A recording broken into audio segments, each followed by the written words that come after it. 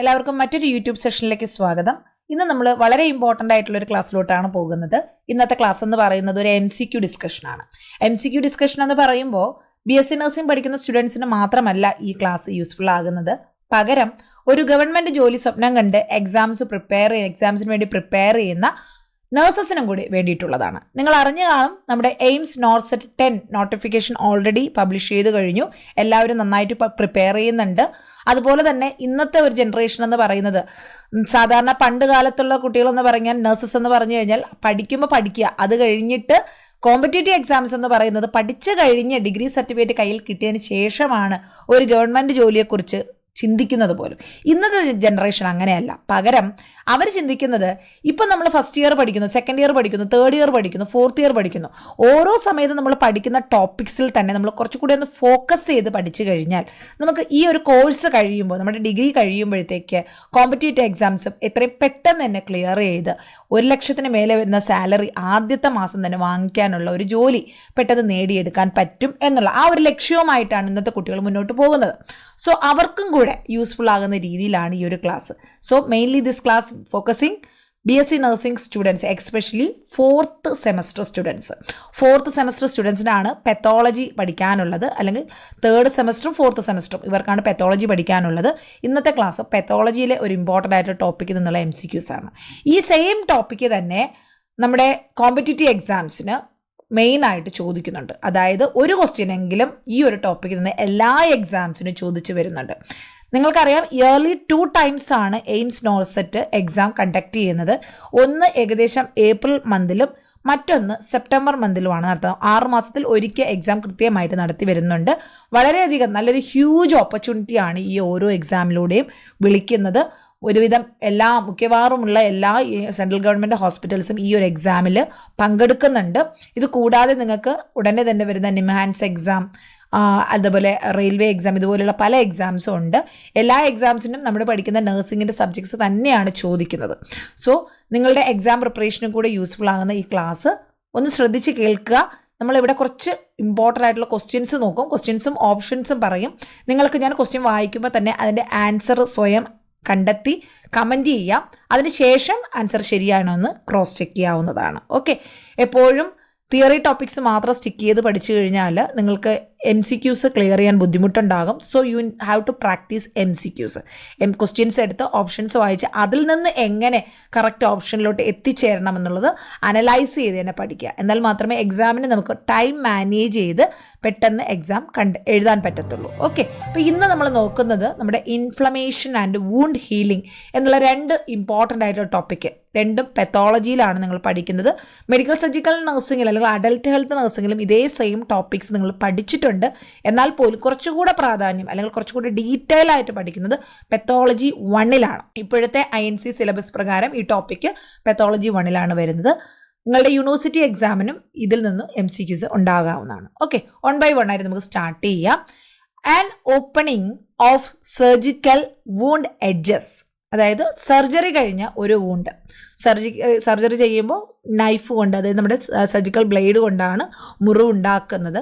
അതിൻ്റെ surgical edges, അതിനെ എന്താണ് പറയുന്നത്? An opening of surgical wound edges called wound evisceration, wound rupture, wound approximation, wound dehiscence. ഇതിൽ വളരെ ഇമ്പോർട്ടൻ്റ് ആയിട്ടുള്ള 2 വേർഡാണ് എവിസറേഷനും ഡെഹിസൻസും. കാരണം ഫ്രീക്വൻ്റ്ലി കോമ്പറ്റേറ്റീവ് എക്സാംസിന് ചോദിക്കുമ്പോൾ ഈ വേർഡ് വെച്ചിട്ടുള്ള ഓപ്ഷൻസ് തന്നെയാണ് വരുന്നത്. നിങ്ങളൊന്ന് അനലൈസ് ചെയ്ത് നോക്കൂ. ക്ലിയർ ആയിട്ടുള്ള, ക്ലീൻ ആയിട്ടുള്ള, സ്ട്രെയിറ്റ് ആയിട്ടുള്ള സർജിക്കൽ ഇൻസിഷൻ, അതിൻ്റെ എഡ്ജസിനെ എന്ത് പറയുന്നു? അല്ലെങ്കിൽ ആ സർജിക്കൽ ഇൻസിഷനെ എന്ത് പറയുന്നു? എവിസറേഷൻ എന്നാണോ ഡെഹിസൻസ് ആണോ? Correct option D, wound dehiscence എന്നാണ് പറയുന്നത്. It's very very important. ചില കുട്ടികൾക്ക് ഇത് മാറിപ്പോകാറുണ്ട്. എവിസറേഷനും ഡെഹിസൻസും. ക്ലീൻ സർജിക്കൽ വൂണ്ടിനെ പറയുന്നത്, അല്ലെങ്കിൽ ആ ഒരു ഓപ്പണിങ്ങിനെ പറയുന്ന ഡെഹിസൻസ് എന്ന് തന്നെയാണ്. ഇവിടെ അതിൻ്റെ ഒരു എക്സ്പ്ലനേഷൻ കൊടുത്തിട്ടുണ്ട്. Wound dehiscence is a surgical complication in which a wound ruptures along a surgical incision. It may be due to too tight suturing or loose improper suturing, sneezing and coughing. Understood? അതായത് normally ഇതാണ് body. ഇവിടെ ഒരു surgery wound ഇങ്ങനെ, അതായത് surgical incision straight ആയിട്ടുണ്ട്. ആ surgical ആ ഒരു വൂണ്ടിനെ അല്ലെങ്കിൽ ആ ഒരു മുറിവിനെ വൂണ്ട് ഡെഹിസൻസ് എന്ന് പറയുന്നു. ഈ ഒരു വൂണ്ട് ഉണ്ടാകാൻ കാരണം സർജറി കഴിഞ്ഞ് ഡെഫിനറ്റ്ലി അവിടെ ക്ലോസ് ചെയ്യും, സ്യൂച്ചറിങ് ചെയ്യും. അത് ആ സ്യൂച്ചറിങ് ചെയ്യുന്നത് ഒരുപാട് ടൈറ്റ് ആയാലും ഈ ഒരു ഓപ്പണിംഗ് വരാം അല്ലെങ്കിൽ ഡെഹിസൻസ് ഉണ്ടാകാം. അതല്ല ഈ ഒരു സ്യൂച്ചറിങ് പ്രോപ്പറായിട്ട് ടൈറ്റായിട്ട് കൊടുക്കാതെ, പ്രോപ്പർ ടൈറ്റ്നസ് കൊടുക്കാതെ ഒരുപാട് ലൂസായിരുന്നാലും സ്നീസ് ചെയ്യുന്നതിൻ്റെ ഫലമായിട്ടും കഫ് ചെയ്യുന്നതിൻ്റെ ഫലമായിട്ടും ഒക്കെ ഡെഹിസൻസ് ഡെവലപ്പ് ചെയ്യാം. ഇനി ഈ ഡെഹിസൻസിലൂടെ സർജിക്കൽ ഇൻസിഷൻ ഓപ്പണിങ്ങിനെയാണ് ഡെഹിസൻസ് എന്ന് പറയുന്നത്. അതിലൂടെ ഇന്റേണൽ സ്ട്രക്ചേഴ്സ് അബ്ഡോമിനിലുള്ള വൂണ്ടിലൂടെ അകത്തുള്ള ഏതെങ്കിലും ഇന്റേണൽ ഓർഗൻസ് പുറത്തോട്ട് പ്രൊട്രൂഡ് ചെയ്ത് പുറത്തോട്ട് വന്നു കഴിഞ്ഞാൽ അതിനെ പറയുന്ന പേരാണ് wound evisceration. Now you understood what is the difference between wound dehiscence and wound devisceration. So always whenever you are analyzing on question, you understand the topic and understand the meaning of option and find out the answer. Definitely two options will be doubtful and we can completely eliminate two options. Two options will be confusing one. So if you know the exact meaning of that two words only, you can come to exact answer or correct answer. Now you understood? Okay. രണ്ടാമത്തെ question നോക്കൂ. Diffuse purulent inflammation of a tissue is called. വളരെ ഡീപ്പായിട്ടുള്ള പ്യുരുലൻ്റ് ആയ, that means പസ് അടങ്ങിയ inflammation ആണ്, അത് ടിഷ്യൂലാണ്. Diffuse purulent inflammation of a tissue is called. Abscess എന്നാണോ പറയുന്നത്, സെല്ലൈറ്റിസ് എന്നാണോ പറയുന്നത്, ബോയിൽസ് എന്നാണോ പറയുന്നത്, അൾസർ എന്നാണോ പറയുന്നത്? ഡെഫിനറ്റ്ലി നമുക്കറിയാം സെല്ലൈറ്റിസും ഇൻഫ്ലമേഷൻ ആണ്, ആബ്സിസും ഇൻഫ്ലമേഷൻ ആണ്, ബോയിൽസ് എന്ന് പറയുന്ന ഒരു സ്വെല്ലിംഗ് പോലെ വരുന്നതാണ്, അൾസർ എന്ന് പറയുന്നത് നമുക്കറിയാവുന്നതാണ്. ഇതെല്ലാം തന്നെ ഇൻഫ്ലമേഷൻ്റെ ഭാഗമായിട്ടുണ്ടാകുന്നതാണ്. എന്നാൽ ഇവിടെ ഈ വേർഡ് ക്വസ്റ്റ്യൻ നിങ്ങൾ കൃത്യമായിട്ട് വായിച്ചാൽ മാത്രമേ നിങ്ങൾക്ക് അതിൻ്റെ കറക്റ്റ് മീനിങ്ങിലോട്ട് എത്താൻ പറ്റത്തുള്ളൂ. ഡിഫ്യൂസ്ഡ് ആയിട്ടുള്ള, ഡീപ്പായിട്ടുള്ള, purulent and inflammation of a tissue ആണ്, സർഫസ് ഏരിയ അല്ല, ടിഷ്യൂ ആണ്. എങ്കിൽ അത് എന്താണ് പറയുന്നത്? കറക്റ്റ് ഓപ്ഷൻ ബി സെല്ലുലൈറ്റിസ് ആണ്. Cellulitis is a bacterial infection of underlying layers of the സ്കിന്നിൻ്റെ ഉള്ളിലുള്ള ലെയേഴ്സിൽ ഇൻഫ്ലമേഷൻ അല്ലെങ്കിൽ ബാക്ടീരിയൽ ഇൻഫെക്ഷൻ ഉണ്ടാകുന്നതിനെയാണ് സെല്ലുലൈറ്റിസ് എന്ന് പറയുന്നത്. The site of infection turns red with swelling and pain. It can be purulent or non purulent. ചിലപ്പോൾ pus ഉണ്ടാകാം, ചിലപ്പോൾ പസ് ഇല്ലാതെയും വരാം. Cellulitis is diffuse, whereas abscess എന്ന് പറഞ്ഞാൽ ഇറ്റ് ഈസ് ലോക്കലൈസ്ഡ്. സെല്ലുലൈറ്റിസും ആബ്സിസും തമ്മിൽ ഡിഫറൻസ് ആണ് പറയുന്നത്. ഇത് വളരെ ഡിഫ്യൂസും ഇത് സൂപ്പർഫിഷ്യൽ അല്ലെങ്കിൽ ലോക്കലൈസ്ഡ് മാത്രമായിട്ടാണ് കാണപ്പെടുന്നത്. സോ ആ ഒരു ക്വസ്റ്റ്യൻ വായിക്കുന്ന രീതി വളരെയധികം ഇമ്പോർട്ടൻ്റ് ആണ്.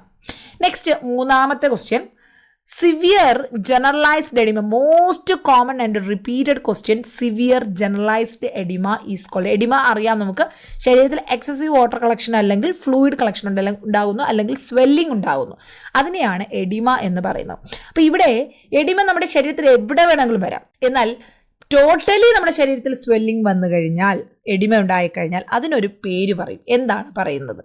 മിക്സ്ഡ് എഡിമ എന്നാണോ, പിറ്റിംഗ് എഡിമ എന്നാണോ, അനസാർക്ക എന്നാണോ, ഡിപ്പെൻഡന്റ് എഡിമ എന്നാണോ?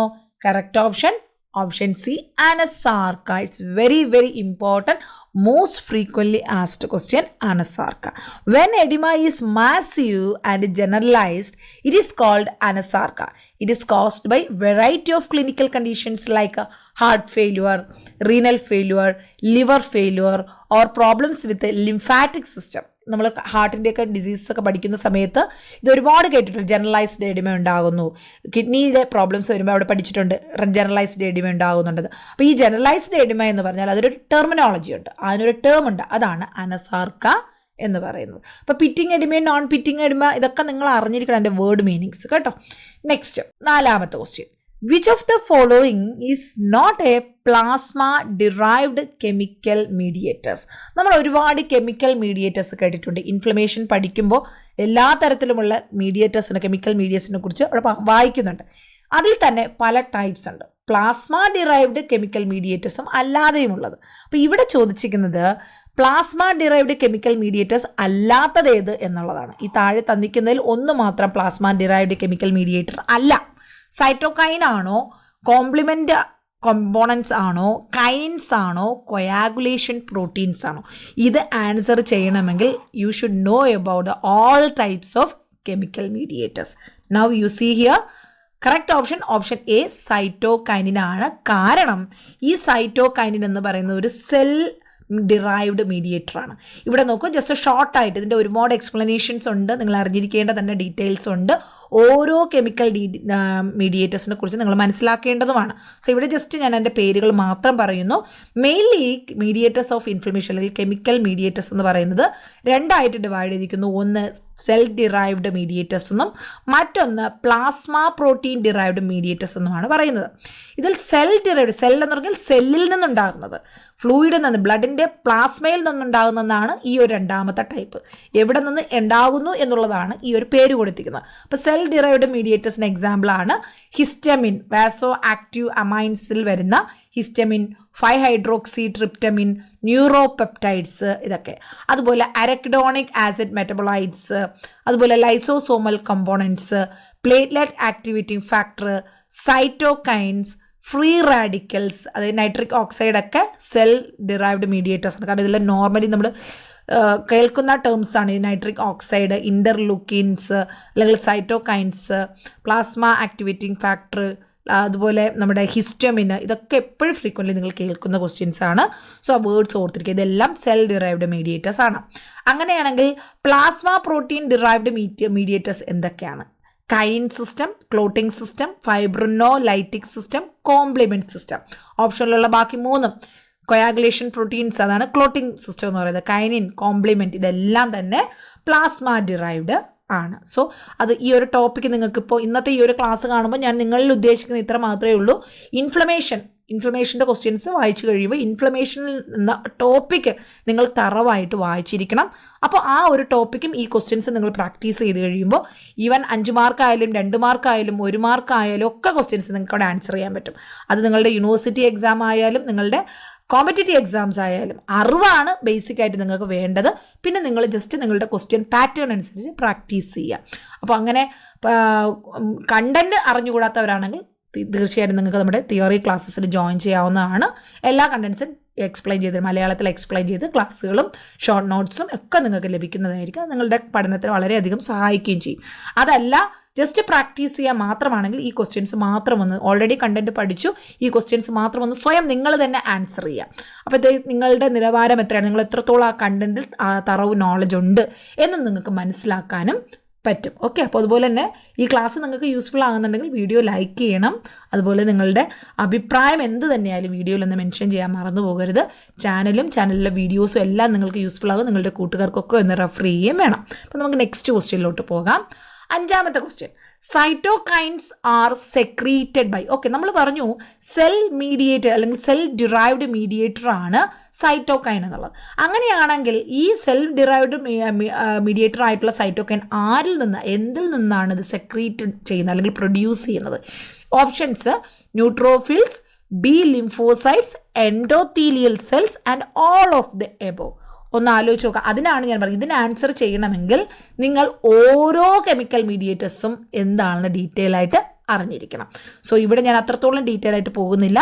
ജസ്റ്റ് ഇതിൽ നിന്നെല്ലാം തന്നെ cytokines are secreted from neutrophils, B lymphocytes, endothelial cells, എല്ലാത്തിൽ നിന്നും ഇത് പ്രൊഡ്യൂസ് ചെയ്യുന്നുണ്ട്. Cytokines are polypeptide substances produced by activated lymphocytes, activated monocytes, endothelial cells.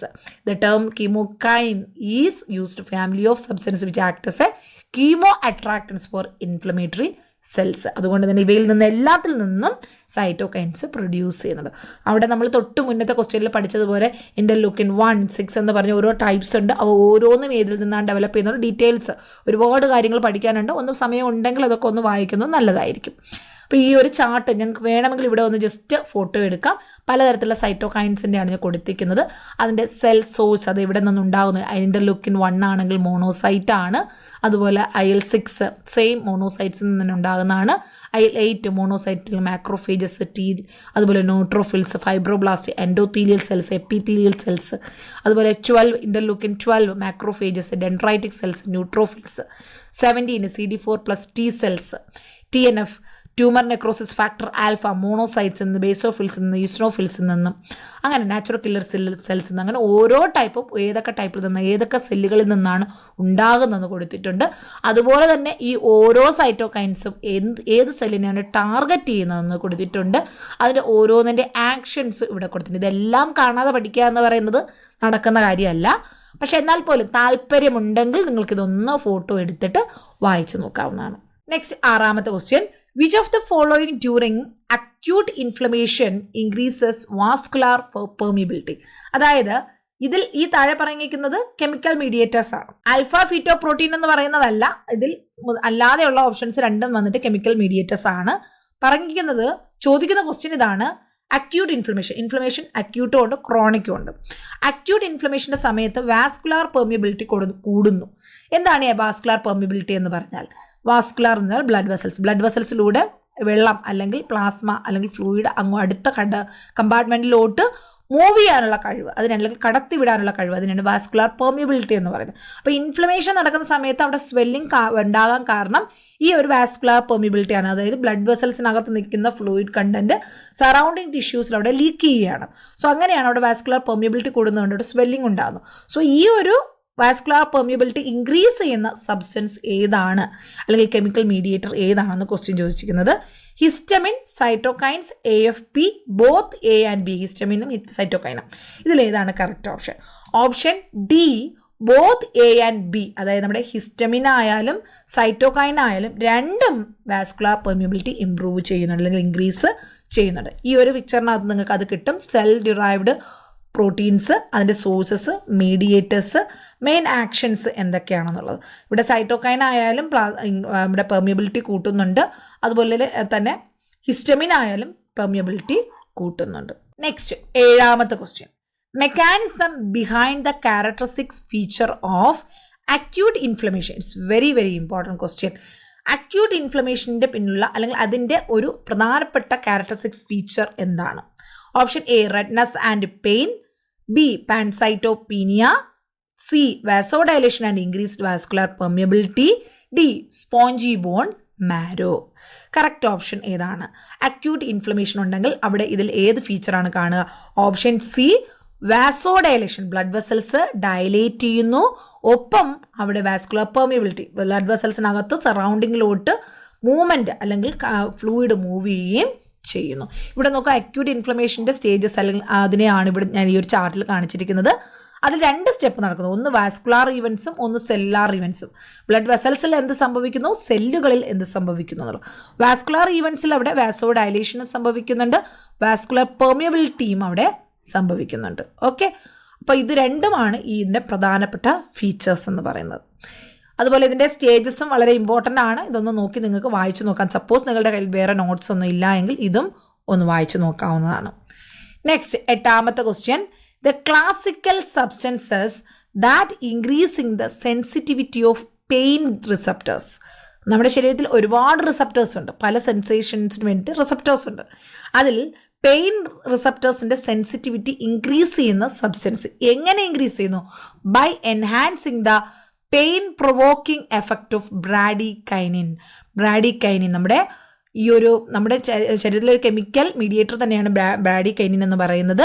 ഈ ബ്രാഡികൈനിന് എന്ത് എഫക്റ്റ് ഉണ്ട്? പെയിൻ കൂട്ടാനുള്ള എഫക്റ്റ് ഉണ്ട്. ആ ഒരു റിസപ്റ്റർ അല്ലെങ്കിൽ ആ ഒരു കെമിക്കൽ സബ്സ്റ്റൻസ് ചെയ്യുന്നത് ഏത് ക്ലാസിക്കൽ സബ്സ്റ്റൻസ് ആണ് ബ്രാഡികൈനിൻ്റെ എഫക്റ്റ് ഇവിടെ കൂട്ടുന്നത്? Option A, nociceptor, option B, endorphins, option C, prostaglandins, option D, enkephalins. ബ്രാഡികൈനിൻ്റെ പെയിൻ പ്രൊവോക്കിംഗ് എഫക്റ്റ് കൂട്ടാൻ സഹായിക്കുന്ന ഒരു സബ്സ്റ്റൻസ്. കറക്റ്റ് ഓപ്ഷൻ ഏതാണ്? Option C, prostaglandins.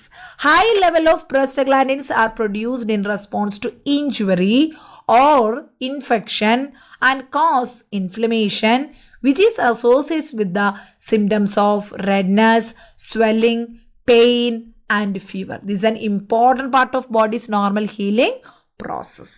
ഈ എവിടെയാണോ ഈ ഒരു ഇഞ്ചുറി ഉണ്ടാകുന്നത് അല്ലെങ്കിൽ ഇൻഫെക്ഷൻ ഉണ്ടാകുന്നത് അവിടെ പ്രൊസ്റ്റഗ്ലാൻഡിൻ്റെ അളവ് കൂടുന്നു, അങ്ങനെ വേദന അവിടെ കൂടുന്നു. പ്രൊസ്റ്റഗ്ലാൻഡിൻ കൂടുമ്പോൾ വേദന കൂടുന്നു, ഇൻഫ്ലമേഷൻ കൂടുന്നു, റെഡ്നെസ്സും സ്വെല്ലിങ്ങും പെയിനും ഫീവറുമായിട്ടുള്ള ഇൻഫെക്റ്റീവ് സൈൻസ് എല്ലാം അവിടെ ഡെവലപ്പ് ചെയ്യുന്നു. ഇതെല്ലാം നോർമലി ഹീലിംഗ് പ്രോസസ്സിൽ നടക്കുന്നതുമാണ്. എന്നാൽ ഓപ്ഷനിലുണ്ടായിരുന്ന മറ്റൊരു ഓപ്ഷൻ എൻഡോർഫിൻ. എൻഡോർഫിന് ഇതുമാതിരി ജസ്റ്റ് ഓപ്പോസിറ്റ് എഫക്റ്റ് ഉണ്ട്. പ്രോസ്റ്റഗ്ലാൻഡിൻ വേദന കൂട്ടുകയാണെങ്കിൽ എൻഡോർഫിൻ വേദന കുറയ്ക്കുന്നതിനാണ് സഹായിക്കുന്നത്. അതായത് it causes analgesics effect. That means it will reduce the pain. Endorphins will reduce the pain. ഇവിടെ ആ ഒരു റോൾ ഓഫ് ഡിഫറെൻറ്റ് മീഡിയേറ്റേഴ്സ് എന്തൊക്കെയാണെന്ന് കൊടുത്തിട്ട് ഇൻക്രീസ്ഡ് വാസ്കുലർ പെർമിബിലിറ്റി വരുന്ന സബ്സ്റ്റൻസസ് ഏതൊക്കെയാണ്, ബ്രാഡിക്കാൻഡിൻ അതിൽ വരുന്നതാണ്. കീമോടാക്സിസ്, ലുക്കോസൈറ്റ് റിക്രൂട്ട്മെൻറ്റ് ആക്ടിവേഷൻ നടക്കുന്നത് ഏതൊക്കെയാണ്, ഫീവറിൽ വരുന്നത് ഏതൊക്കെയാണ്, ടിഷ്യൂ ഡാമേജിൽ വരുന്നത് ഏതൊക്കെയാണ്, വാസോ ഡൈലേഷൻ സഹായിക്കുന്നത് ഏതൊക്കെയാണ്, പെയിനിന് സഹായിക്കുന്നത്. ഇവിടെ നോക്കൂ, പ്രോസ്റ്റഗ്ലാൻഡിനും ബ്രാഡിക്കാൻഡിനും രണ്ടും പെയിൻ കൂട്ടുന്നതിന് സഹായിക്കുന്നതാണ്. Okay, you understood. നെക്സ്റ്റ് 9ാമത്തെ question. Which of the following is a substance that decreases pain transmission? Of course വേദനയുടെ അളവ് കുറയ്ക്കുന്നു, അല്ലെങ്കിൽ പെയിൻ ട്രാൻസ്മിഷൻ കുറയ്ക്കുന്നു. അതിൻ്റെ കോസസ് ഇൻഫ്ലമേറ്ററി റെസ്പോൺസ്. വേദന കുറയ്ക്കാൻ സഹായിക്കുന്ന സബ്സ്റ്റൻസ് ഏതാണ്? സബ്സ്റ്റൻസ് പി ആണോ, എൻഡോർഫിൻ ആണോ, പ്രോസ്റ്റഗ്ലാൻഡിൻ ആണോ, ഹിസ്റ്റമിൻ ആണോ? Correct option B, endorphin. Already നമ്മളിത് പറഞ്ഞതാണ്. പ്രോസ്റ്റഗ്ലാൻഡിൻ വേദന കൂട്ടുമ്പോൾ എൻഡോർഫിൻ വേദന കുറയ്ക്കുന്നു. നെക്സ്റ്റ് 10ാമത്തെ ക്വസ്റ്റ്യൻ. സിമ്പിളായിട്ട് നിങ്ങൾക്ക് തോന്നുന്നുണ്ടാവും, ബട്ട് ക്വസ്റ്റ്യൻ പേപ്പറിൽ കാണുമ്പോൾ അത്ര ഈസി ആയിട്ട് തോന്നുന്നില്ല, കാരണം ഓപ്ഷൻസ് എപ്പോഴും കൺഫ്യൂസ്ഡ് ആയിരിക്കും. സിമ്പിൾ ടോപ്പിക് ആണെങ്കിലും ഇത് അത്രയും പ്രാധാന്യമുള്ളത് കൊണ്ടാണ് നമ്മൾ ഇതിലുള്ള ക്വസ്റ്റ്യൻസിനെ കൂടുതൽ ഫോക്കസ് ചെയ്ത് പഠിക്കുന്നത്. നമ്മുടെ ഇനി അങ്ങോട്ട് വരുന്ന ഓരോ ക്വസ്റ്റ്യൻ ഡിസ്കഷൻ ക്ലാസ്സസും ഇതുപോലെ ഓരോ ടോപ്പിക്കിനെ ബേസ് ചെയ്ത് അതിനെ ഫോക്കസ് ചെയ്തിട്ടുള്ള കുറച്ച് ക്വസ്റ്റ്യൻസ് ആയിരിക്കും. ആ ഒരു ടോപ്പിക്ക് നിങ്ങൾ നന്നായിട്ട് വായിച്ചൊന്ന് നോക്കി ഈ ക്വസ്റ്റ്യൻസും കൂടെ നിങ്ങളൊന്ന് സ്വയം ആൻസർ ചെയ്യാൻ ശ്രമിക്കുകയാണെങ്കിൽ, ഞാൻ ആൻസർ പറയുന്നത് മാത്രമല്ല, നിങ്ങൾ സ്വയം ഒന്ന് ആൻസർ ചെയ്യാൻ ശ്രമിക്കുകയാണ്, ഡെഫിനറ്റ്ലി നിങ്ങൾ ആ ടോപ്പിക്ക് തറവാകും. ആ ടോപ്പിക്കിൽ നിന്ന് എക്സാമിന് ഏത് തരത്തിൽ ക്വസ്റ്റ്യൻ എത്ര തവണ ചോദിച്ചാലും നിങ്ങൾക്ക് അവിടെ ഈസി ആയിട്ട് ആൻസർ ചെയ്യാനും പറ്റും. എപ്പോഴും പഠിക്കാനുള്ളൊരു താല്പര്യം ഉണ്ടാകുക, വായിക്കാനുള്ള താല്പര്യം ഉണ്ടാകുക, അറിവ്, ഓരോ ചെറിയ അറിവും നേടിയെടുക്കാനുള്ളൊരു താല്പര്യം ഉണ്ടാകുക എന്ന് പറയുന്നതാണ് ഇമ്പോർട്ടൻ്റ്. അതുണ്ടെങ്കിൽ നിങ്ങൾ എത്ര തന്നെ IQ പവർ കുറവുള്ള ഒരാളാണെങ്കിൽ പോലും നിങ്ങൾക്ക് ഇതെല്ലാം ടാക്കിൾ ചെയ്യാൻ പറ്റുന്ന കാര്യങ്ങൾ മാത്രമാണ്. Okay, 10th question. First process in wound healing. അടുത്ത ക്വസ്റ്റ്യൻ ആണിത്. ഇൻഫ്ലമേഷൻ കഴിഞ്ഞാൽ അടുത്ത് നമ്മൾ പഠിക്കുന്നതാണ് വൂണ്ട് ഹീലിംഗ്. ഇൻഫ്ലമേഷൻ കഴിഞ്ഞു, അടുത്ത് ഇൻഫ്ലമേഷൻ ഇനി ക്വസ്റ്റ്യൻസ് ഉണ്ട്. വൂണ്ട് ഹീലിംഗ് എന്താണ്? വൂണ്ട് ഹീലിംഗ് എന്നത് ഒരു മുറിവുണ്ടായിക്കഴിഞ്ഞാൽ അത് ഉണങ്ങുന്നതിനാണ് വൂണ്ട് ഹീലിംഗ് എന്ന് പറയുന്നത്. അപ്പോൾ അതിൻ്റെ ഫസ്റ്റ് പ്രോസസ്സ് എന്താണെന്നാണ് ചോദിക്കുന്നത്. ഒരു മുറിവുണ്ടായിക്കഴിഞ്ഞാൽ ആദ്യം അവിടെ എന്ത് സംഭവിക്കും? ഇവിടെ ഓപ്ഷൻ എ പറയുന്നത് കൊളാജൻ ഫൈബ്രിൽ വിൽ ഫോം എന്നാണ്. അത് ക്ലോട്ടിംഗ് ഉണ്ടാകുന്നതാണ്. നെക്സ്റ്റ് ഗ്രാനുലേഷൻ ടിഷ്യൂ, അത് ഉണങ്ങി തുടങ്ങുന്ന ഭാഗമാണ്, ഹീലായി തുടങ്ങുന്ന ഭാഗമാണ്. First intentional healing will takes place. അത് first intentional healing is of course first intentional healing ഉണ്ടാകും. അത് കഴിഞ്ഞിട്ടാണ് പിന്നെ സെക്കൻഡ് ഇൻറ്റൻഷണൽ ആകുന്നത്. ഇനി ഫസ്റ്റ് ഇൻറ്റൻഷനിൽ തന്നെ ആദ്യം എന്ത് സ്റ്റെപ്പായിരിക്കും നടക്കുക എന്നുള്ളതാണ് ക്വസ്റ്റ്യൻ വരുന്നത്. Option D, neutrophils line the wound edges. Correct option ഇപ്പോൾ തന്നെ നിങ്ങൾക്ക് കിട്ടിയിട്ടുണ്ടാകും, കാരണം മീനിങ് മനസ്സിലാക്കി വായിച്ചാൽ നിങ്ങൾക്ക് ഇവിടെ കൃത്യമായിട്ട് മനസ്സിലാവും. കൊളാജൻ ഫൈബറിൽ ഉണ്ടാകുന്നത് ലേറ്റ് സ്റ്റേജിലാണ്, അതായത് ക്ലോട്ട് ഉണ്ടാകുമ്പോഴാണ്. ആദ്യത്തെ സ്റ്റെപ്പിൽ അതുണ്ടാകത്തില്ല. ഗ്രാനുലേഷൻ ടിഷ്യൂ മുറിവ് ഉണങ്ങിക്കഴിഞ്ഞ് സ്കാർ ആവുന്നതിന് തൊട്ട് മുന്നെയാണ്. അതുപോലെ ഫസ്റ്റ് ഇൻറ്റൻഷണൽ സ്റ്റേജ് നടക്കും, പക്ഷെ അതിലും സ്പെസിഫിക് ആയിട്ട് സ്റ്റേജസ് ഉണ്ട്.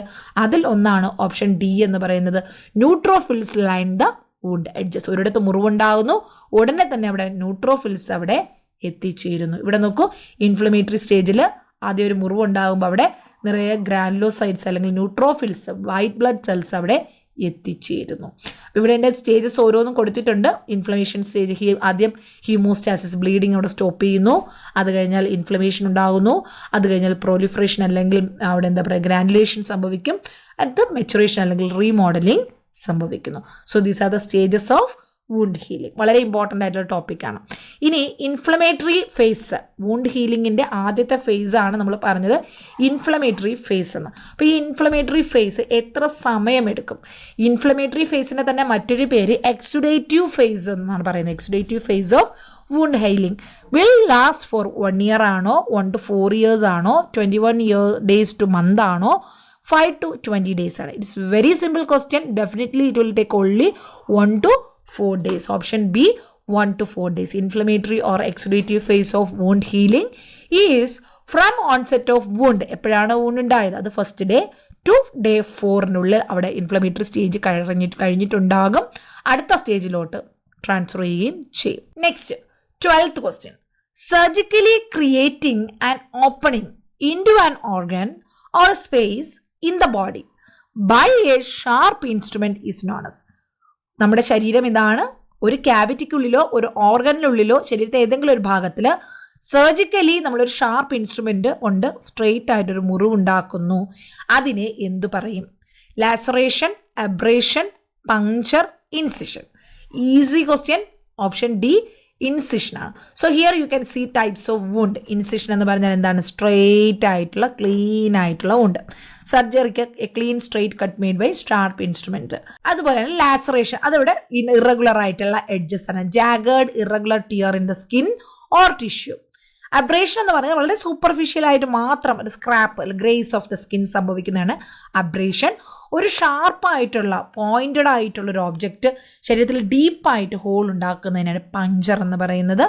അതുപോലെ avulsion, tearing away piece of skin or tissue. Contusion, അവിടെ ഒരു സ്കിൻ അവിടെ ചെയ്യുന്നു, അവിടെ ഇടി എന്തെങ്കിലും കിട്ടിയിട്ട് ആ ഒരു ഇമ്പാക്റ്റ് കൊണ്ട് ബ്രൂയിസ്, ഒരു അവിടെ ആ സ്കിൻ ഡാമേജ് ഉണ്ടായി ബ്ലീഡിങ്, ടിഷ്യൂസിൽ മാത്രം ബ്ലീഡിങ് സംഭവിച്ചു അവിടെ ബ്രൂയിസ് അല്ലെങ്കിൽ ബ്ലൂ കളർ ഡിസ്കളറേഷൻ ഉണ്ടാകുന്നതിനെ കൺഡ്യൂഷൻ എന്ന് പറയുന്നു. സോ ഇവിടെ ചോദിച്ചത് സർജിക്കൽ ഇൻസിഷൻ ആണ് answer. Okay, next 13th question. If the incisional area of an abdominal surgery is week, അതായത് അബ്ഡോമിനൽ ഒരു സർജറി നടന്നു, ആ സർജിക്കൽ ഇൻസിഷൻ അവിടെ വളരെ വീക്കാണ്, ഫ്യൂച്ചർ ചെയ്തിരിക്കുന്നത് വളരെ വീക്കായിട്ടാണ്. What is possible to happen when abdominal muscle contract and increases intra abdominal pressure? അവിടെ അബ്ഡോമിനൽ മസിൽസ് കൺട്രാക്ട് ചെയ്യുന്നു, വയറിനുള്ളിൽ ഇൻട്രാ അബ്ഡോമിനൽ പ്രഷർ കൂടുകയും ചെയ്താൽ ആ ഒരു ഇൻസിഷണൽ ഏരിയ എന്താകാം അല്ലെങ്കിൽ അതിനെ എന്ത് പറയുന്നു?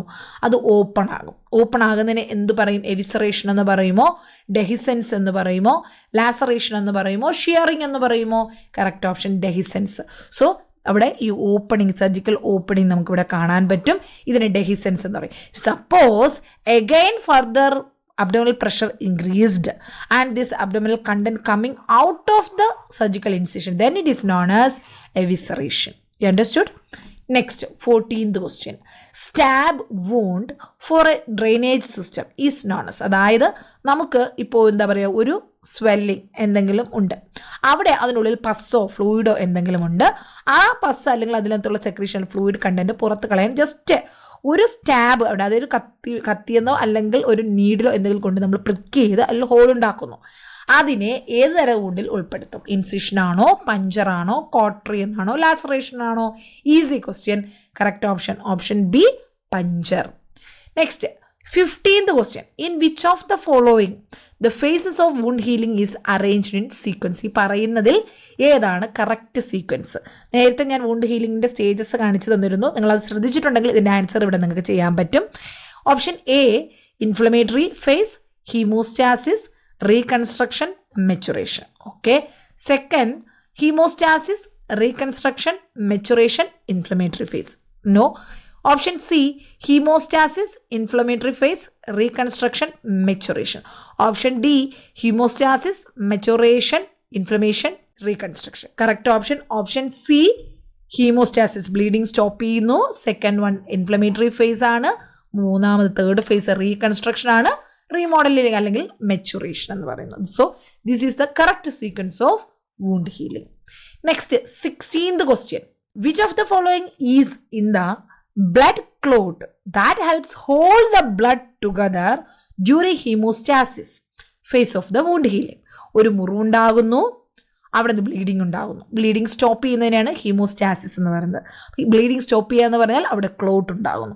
ആ ക്ലോട്ട് ഉണ്ടാകാൻ സഹായിക്കുന്നത് എന്താണ്? ഗ്രാനുലേഷൻ ആണോ, ന്യൂട്രോഫിൽ ആണോ, ഫൈബ്രിൻ ആണോ, ലൂക്കോസൈറ്റ്സ് ആണോ? എക്സാക്ട്ലി ക്ലോട്ടിംഗ് മെക്കാനിസം നിങ്ങൾക്ക് അറിയാമെങ്കിൽ ഈ ആൻസർ നിങ്ങളിവിടെ ചെയ്യും. Correct option option C fibrin ആണ്. ആ ഒരു ഫൈബ്രിൻ മെഷ് വർക്ക്, ഒരു നെറ്റ്വർക്ക് പോലെ ഉണ്ടാകുന്നത് കൊണ്ടാണ് അതിനുള്ളിൽ ബ്ലഡ് സെൽസ് അവിടെ എന്ത് ചെയ്യുന്നത്, ട്രാപ്പ് ചെയ്ത് അവിടെ ക്ലോട്ടായിട്ട് മാറുന്നത്. So next 17th question. Wound dehiscence primarily takes place during which phase of wound healing? Wound ഹീലിങ്ങിൻ്റെ ഏത് ഫേസിലാണ് വൂണ്ട് ഡെഹിസെൻസ് ഹാപ്പൻ ചെയ്യുന്നത്? മെച്ചുറേഷൻ ഫേസിലാണോ, ഹോമിയോസ്റ്റാസിസിലാണോ? ഹോമിയോസ്റ്റാസിസ് അല്ല, ഹീമോസ്റ്റാസിസ് ആണ്.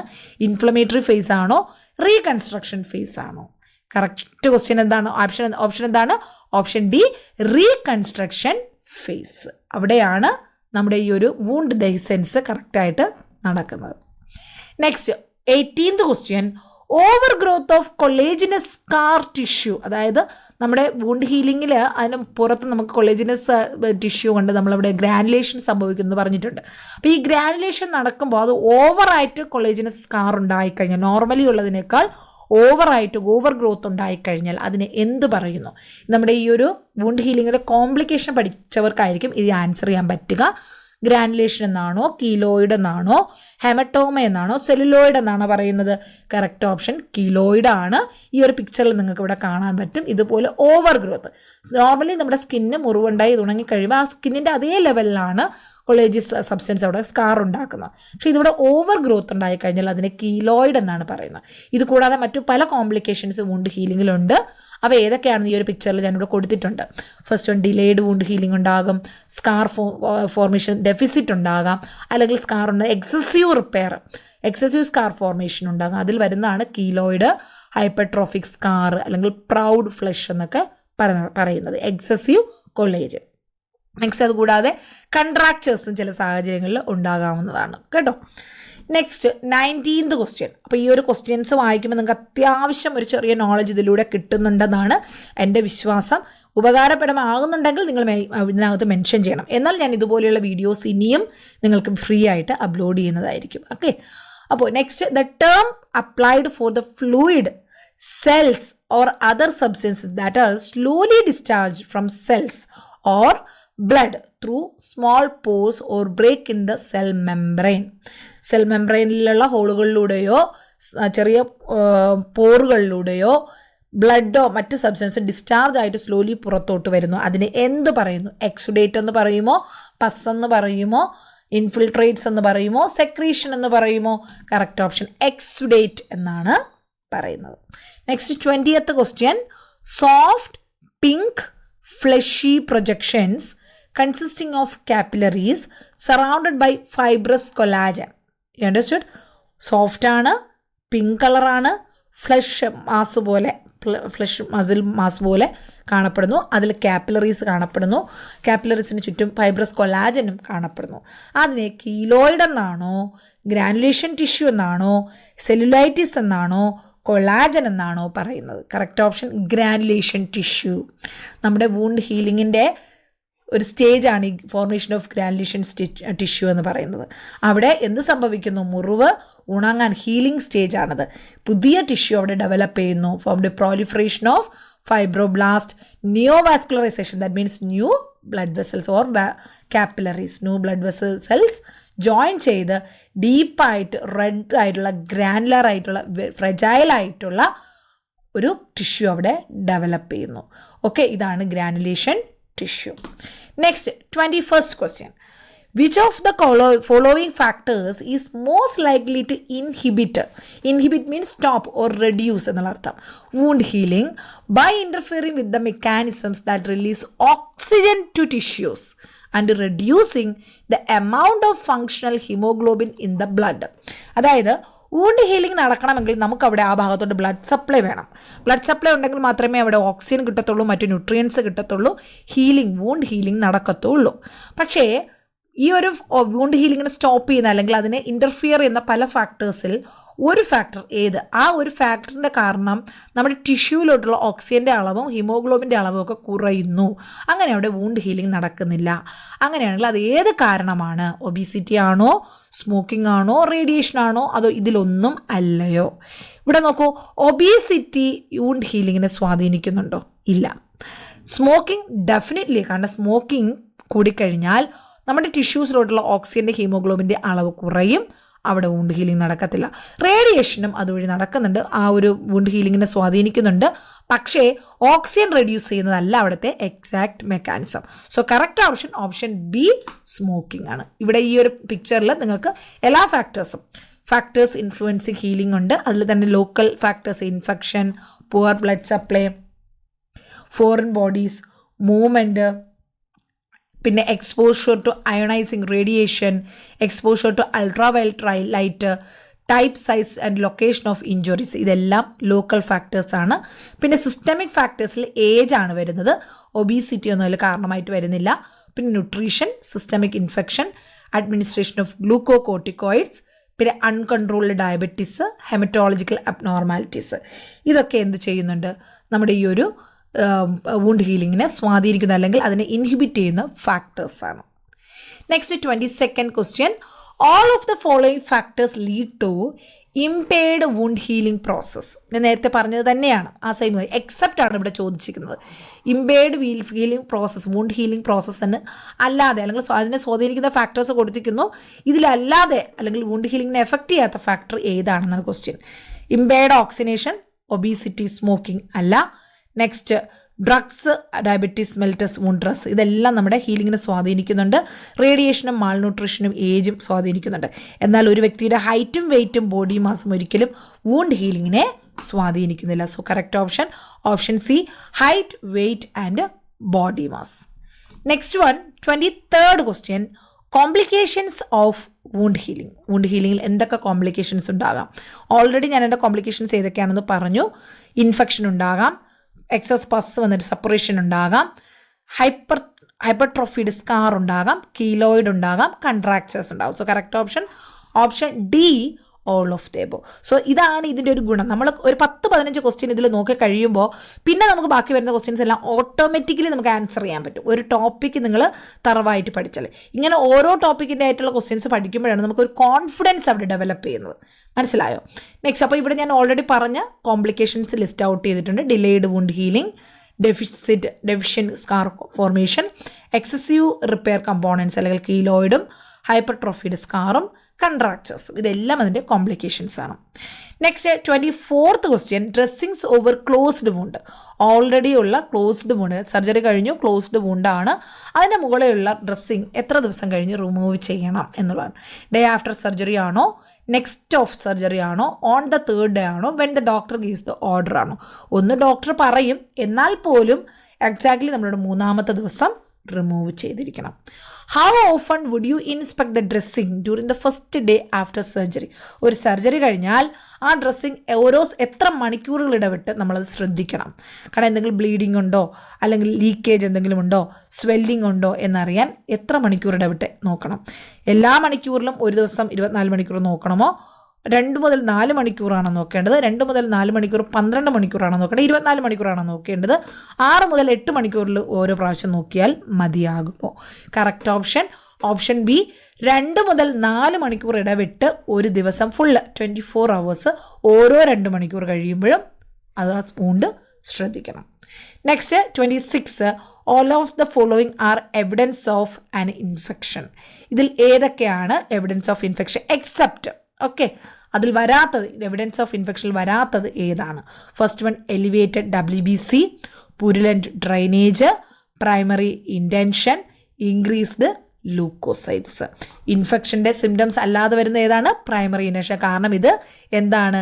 ഹീലിങ്ങിൻ്റെ പ്രോസസ്സാണ്, ഹീലിങ്ങിൻ്റെ ഒരു സ്റ്റെപ്പാണ് ഈ പ്രൈമറി ഇൻറ്റൻഷൻ എന്ന് പറയുന്നത്. പ്രൈമറി ഇൻറ്റൻഷൻ നടക്കുന്നത് വളരെ ക്ലീൻ ആയിട്ടുള്ള സർജിക്കൽ വൂണ്ടുകൾ, അൺഇൻഫെക്റ്റഡ് ആയിട്ടുള്ള വൂണ്ടുകളിൽ നടക്കുന്ന ഹീലിംഗ് പ്രോസസ്സാണ് ഫസ്റ്റ് ഇൻറ്റൻഷൻ അല്ലെങ്കിൽ പ്രൈമറി യൂണിയൻ എന്ന് പറയുന്നത്. അപ്പോൾ അവിടെ നടക്കുന്ന പ്രോസസ്സാണ് ഈ ഒരു ചാർട്ടിൽ കൊടുത്തിരിക്കുന്നത്. വൂണ്ടുണ്ടാകുന്ന ദിവസം 0 ഡേയിൽ എന്തൊക്കെ സംഭവിക്കുന്നു, ഡേ 1 എന്തൊക്കെ സംഭവിക്കുന്നു, ഡേ 2, ഡേ 3, ഡേ 4, ഡേ 5, പിന്നെ end of 2 weeks and 1 week. ഇത്രയുമാണ് പ്രൈമറി ഇൻറ്റൻഷനിൽ വരുന്നത്. ഇത് മാത്രമല്ല സെക്കൻഡറി ഇൻറ്റൻഷൻ ഉണ്ട്, അവിടെയാണ് ഗ്രാനുലേഷൻ ടിഷ്യൂ ഒക്കെ വരുന്നത്. അതൊക്കെ നിങ്ങൾ അറിഞ്ഞിരിക്കണം. Next 27th question, correct about healing by primary intention. Primary intention നടക്കുമ്പോൾ ആ ഒരു പ്രോസസ്സുമായിട്ട് കറക്റ്റ് ആയിട്ടുള്ള പോയിന്റ് ഏതാണ്? It is in healthy wound, of course it is in the healthy wound or clean wound. Epithelial layer damage is there, okay. Minimal granulation tissue formation, yes. All 3 points are important for primary intention. So correct option D, all of the above. Okay, ഇത് സംഭവിക്കുന്നത് ആരിൽ മാത്രമാണ്? Clean wound ഉണ്ടെങ്കിലും superficial ആയിട്ടുള്ള വൂണ്ടാണെങ്കിലും epithelial layer damage ഉണ്ടെങ്കിലുമാണ് ഈ ഒരു primary ഇൻറ്റൻഷനിലൂടെ healing നടക്കുന്നത്. Deep വൂണ്ടും unhygienic വൂണ്ടും irregular വൂണ്ടും ഒക്കെയാണ്, ഇൻഫെക്റ്റഡ് വൂണ്ടും ഒക്കെ ആണെങ്കിൽ അവിടെ സെക്കൻഡറി ഇൻറ്റൻഷനാണ് നടക്കുന്നത്, അല്ലെങ്കിൽ സെക്കൻഡറി യൂണിയൻ ആണ് നടക്കുന്നത്. So 28th question exactly regarding secondary intention. Seen in extensive tissue damage, of course. Wound contraction will be there. Abundant granulation tissue and scarring can be seen. All of the above. Correct option D, all of the above. ഇവിടെ secondary ഇൻറ്റൻഷൻ്റെ process ഞാൻ completely ഇവിടെ കൊടുത്തിട്ടുണ്ട്. Open ആയിട്ടുള്ള large tissue ഡിഫക്റ്റും extensive loss of സെൽസും അതുപോലെ കറക്റ്റായിട്ട് നമുക്ക് സ്യൂച്ചർ ചെയ്യാൻ പറ്റാത്തൊരു വൂണ്ടും ആകുമ്പോഴാണ് ഇവിടെ സെക്കൻഡറി ഇൻറ്റൻഷൻ നടക്കുന്നത്. അവിടെ എന്തെങ്കിലും സ്റ്റേജസ്, ഇനിഷ്യൽ ഹെമറേജ് ഉണ്ടാകുന്നു, ഇൻഫ്ലമേറ്ററി റെസ്പോൺസ് ഉണ്ടാകുന്നു, എപ്പിത്തീലിയൽ ചേഞ്ചസ് ഉണ്ടാകുന്നു, ഗ്രാനുലേഷൻ ടിഷ്യൂ ഉണ്ടാകുന്നു, വൂണ്ട് കൺട്രാക്ഷൻസ് നടക്കുന്നു, ഇൻഫെക്ഷൻ ഉണ്ടാകുന്നു. ഇതെല്ലാം ഇതിൻ്റെ സ്റ്റേജസ് ആണ് സെക്കൻഡറി യൂണിയൻ്റെ. Next 29th question, healing of a laceration can be promoted by. ഒരു ലാസറേഷൻ, സ്കിന്നിന് പുറമെയുള്ള ലാസറേഷൻ, അത് എങ്ങനെ നമുക്ക് ഉണക്കാം അല്ലെങ്കിൽ ഹീൽ ചെയ്യാം, അതിനെ ഇൻക്രീസ് ചെയ്യുന്ന അല്ലെങ്കിൽ ഹീലിംഗ് ഇംപ്രൂവ് ചെയ്യാൻ സഹായിക്കുന്ന ഒരു ഘടകം ഏതാണ്? ഓപ്ഷൻ എ ആൻറ്റിബയോട്ടിക്സ് ആണോ, ഓപ്ഷൻ ബി ഡെയിലി ഡ്രസ്സിംഗ് ആണോ, പ്രഷർ ഡ്രസ്സിംഗ് ആൻഡ് ROM ആണ്, റേഞ്ച് ഓഫ് എക്സസൈസ് ആണോ, അടുത്ത് pressure dressing and dry cold application ആണോ? Correct option option D, pressure dressing and dry cold application will help to heal lacerations. Next, ശരീരത്തിൽ oedema ഉണ്ടാകുന്നതിനെ കുറിച്ച് പറഞ്ഞു. അങ്ങനെയാണെങ്കിൽ ഫ്ലൂയിഡ് ഷിഫ്റ്റിംഗ് നടക്കുന്നതിന്, ഈ ഒരു എഡിമ, ജനറലൈസ്ഡ് എഡിമ ഉണ്ടാകുന്നതിന് കാരണം അവിടെ പ്രോട്ടീൻ്റെ ഇംബാലൻസ് ആയിരിക്കും. സോ അങ്ങനെയാണെങ്കിൽ പ്ലാസ്മ പ്രോട്ടീൻ ലെവൽ എത്രയിൽ കുറയുമ്പോഴാണ് ഈ ഒരു എഡിമ ഉണ്ടാകുന്നത്? 5 gram per deciliter ആണോ, 6 gram per deciliter ആണോ, 7 gram per deciliter ആണോ, 8 gram per deciliter ആണോ? Correct option option A, 5 gram per deciliter. Serum protein level 5 gram per deciliter കുറവാണെങ്കിൽ അവിടെ ഫ്ലൂയിഡ് ഷിഫ്റ്റിംഗ് സംഭവിച്ച് എഡിമ ഡെവലപ്പ് ചെയ്യുന്നു. Next question, haemorrhage with collection of blood in the soft tissue.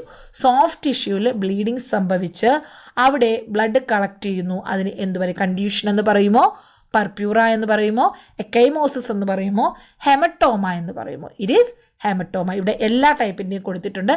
എക്കൈമോസിസ് എന്ന് പറഞ്ഞാൽ ബ്രൂയിസിങ് കളറാണ്, leakage ബ്ലഡിൻ്റെ subcutaneous tissue ആണ്. എക്കൈമോസിസും haematoma പോലെ തന്നെയാണ്, പക്ഷേ അവിടെ ബ്ലഡ് എവിടെയാണ് കളക്ട് ചെയ്ത് ലീക്കേജ് സംഭവിക്കുന്നത്? സബ്ക്യൂട്ടേനിയസ് ടിഷ്യൂലാണ്. അവിടെ ഒരു റൈസിങ്, ഒരു പൊക്കം അല്ലെങ്കിൽ ഒരു ഹൈറ്റ് പോലെ ഒന്നും ഉണ്ടാകുന്നില്ല. ഹെമറ്റോമ എന്ന് പറഞ്ഞാൽ അത് ഉയർന്നിരിക്കും, അതുപോലെ ട്രാപ്ഡ് ടിഷ്യൂസിലും ഓർഗനിലും ഒക്കെ ആയിരിക്കും അവിടെ ബ്ലീഡായി തങ്ങി നിൽക്കുന്നത്. നെക്സ്റ്റ്, പെറ്റിക്കെ എന്ന് പറഞ്ഞാൽ പിൻ പോയിന്റഡ് ആയിട്ട് ഇതിലുള്ള കാണുന്ന പോലെ ചെറിയ ചെറിയ സ്പോട്ടായിട്ടുള്ള ബ്ലീഡിംഗ് ആണ് പെറ്റിക്കെ എന്ന് പറയുന്നത്. പർപ്യൂറ എന്ന് പറയുന്നത് ബ്ലഡ് പർപ്പിൾ സ്പോട്ട്സ് അല്ലെങ്കിൽ പാച്ചസ് ആയിട്ട് കാണപ്പെടുന്നു, അതുകൊണ്ട് തന്നെയാണ് ഇതിൻ്റെ പർപ്യൂറ എന്ന് പേര് കൊടുക്കുന്നത്.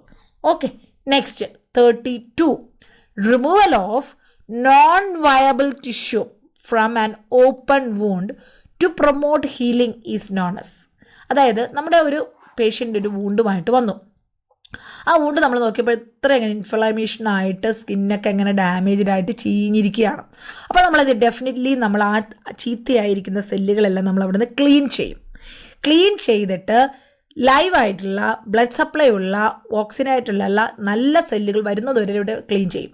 അവിടെ ജീവനില്ലാത്ത നോൺ വയബിൾ ആയിട്ടുള്ള ടിഷ്യൂസിനെ ഓപ്പൺ വുണ്ടിൽ നിന്ന് റിമൂവ് ചെയ്ത് ഹീലിംഗ് പ്രൊമോട്ട് ചെയ്യുന്ന ഈ പ്രോസസ്സിനെ പറയുന്നത് ഡെബ്രിഡ്മെൻ്റ് എന്നാണോ, ഡ്രസ്സിങ് എന്നാണോ, ക്ലീനിങ് എന്നാണോ, അല്ലെങ്കിൽ ക്ലെൻസിങ് എന്നാണോ, എക്സിഷൻ എന്നാണോ? Correct option debridement. ആ ഒരു വേസ്റ്റ് മെറ്റീരിയൽ റിമൂവ് ചെയ്യുന്ന പ്രോസസ്സിന് എന്ത് പറയുന്നു? ഡെബ്രിഡ്മെൻ്റ് എന്നാണ്. ഡെബ്രിഡ്മെൻ്റ് തന്നെ പല ടൈപ്പ് ഉണ്ട്. Sharp removal of tissue at the wound margin or at the wound base until viable tissues removed.